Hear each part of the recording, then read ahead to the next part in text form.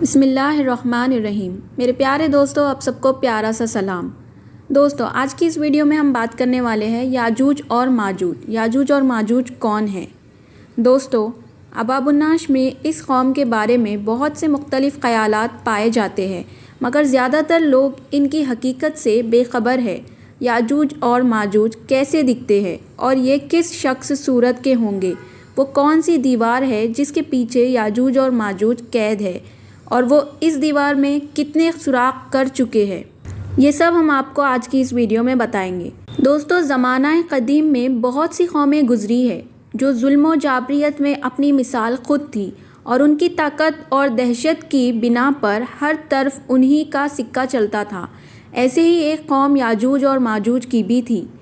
ظلم و جابریہ کی داستان رقم کرتی یہ قوم کوئی اور مخلوق نہیں بلکہ آدم علیہ السلام کی ہی اولاد تھی۔ بعض مفکرین کے مطابق یہ قوم حضرت نوح علیہ السلام اور آپ کی اولاد میں سے ہے۔ حضرت نوح علیہ السلام کے 3 بیٹے تھے، جن میں سے ایک کا نام یافش تھا۔ یافش کے 12 بیٹے تھے اور ان میں سے 2 کا نام یاجوج اور ماجوج تھا۔ انہی سے ان کی نسل آگے چلی۔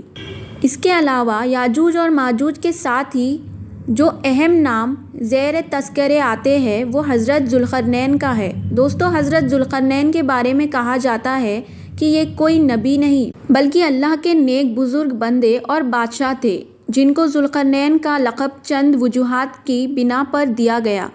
ایک تو یہ کہ وہ زمین کی 2 انتہاؤں میں سفر کیا کرتے تھے، یعنی مشرق اور مغرب کے درمیان، اور کچھ لوگوں کے مطابق انہیں یہ نام روم اور پیرس پر حکمرانی کی وجہ سے عطا کیا گیا۔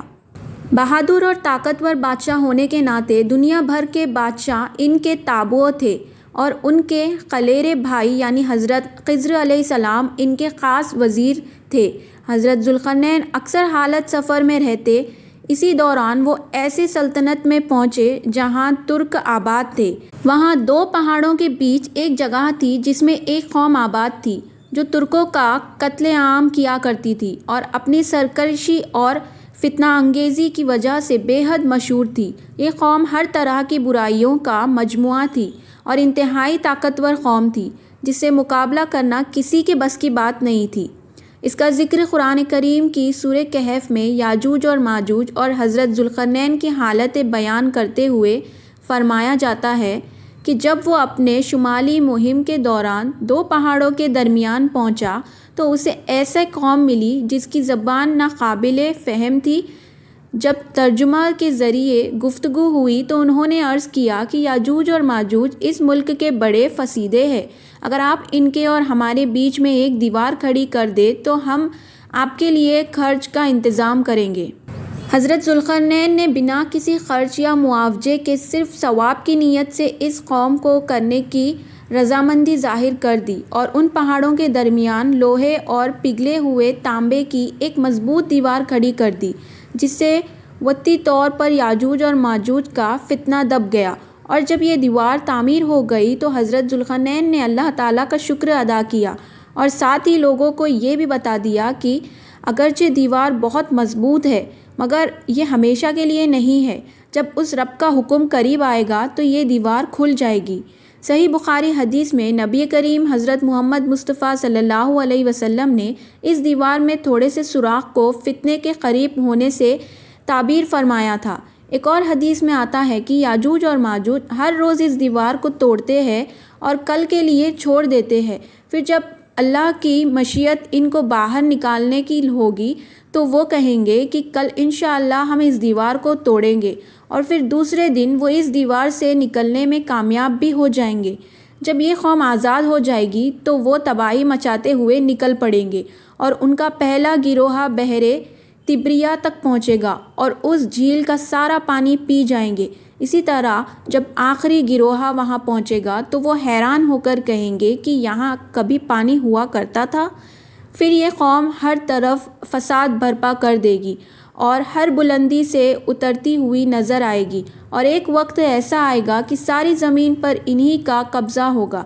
جب یہ قوم یروشلم کے پہاڑ پر پہنچے گی تو کہے گی اب تمام زمین پر ہمارا قبضہ ہے، اور آسمان کی طرف تیر برسانا شروع کر دے گی، اور وہ تیر خون سے رنگے ہوئے واپس لوٹیں گے۔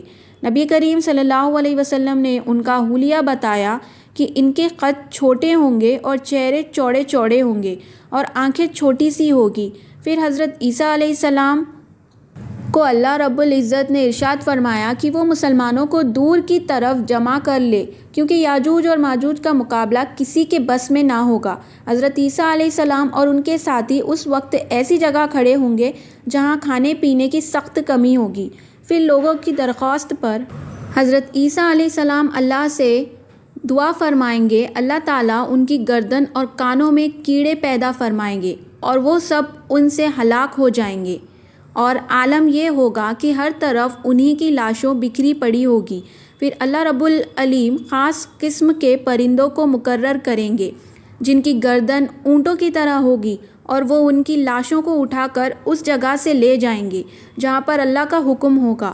پھر تیز بارش ہوگی جو ساری زمین کو صاف کر دے گی اور ہر طرف ہریالی اور خوشحالی ہوگی، اور اس طرح یاجوج اور ماجوج کا اس دنیا سے خاتمہ ہو جائے گا۔ اگر آپ کو یہ ویڈیو اچھا لگے تو ہمارے چینل کو لائک کریں، شیئر کریں اور سبسکرائب کرنا نہ بھولیں۔